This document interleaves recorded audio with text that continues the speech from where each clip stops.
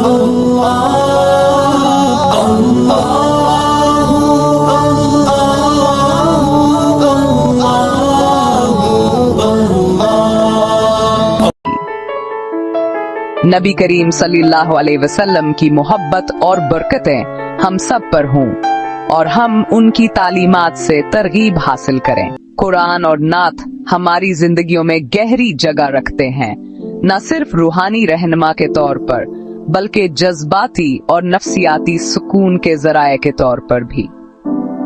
अपने तजुर्बात के जरिए मैंने देखा है कि ये मुकद्दस तहरीरें जिंदगियों को वाकई कैसे बदल सकती हैं, उम्मीद और समत पेश करती हैं। हम सब कुरान और नात में रहनुमाई और हुकमत हासिल करें। और आज के तवात कुरान पाक और नात शरीफ के लिए बस इतना ही। इस रूहानी सफर में हमारे साथ शामिल होने का शुक्रिया। याद रखें, कुरान और नात सिर्फ अल्फाज नहीं है बल्कि जिंदगी गुजारने का एक तरीका है।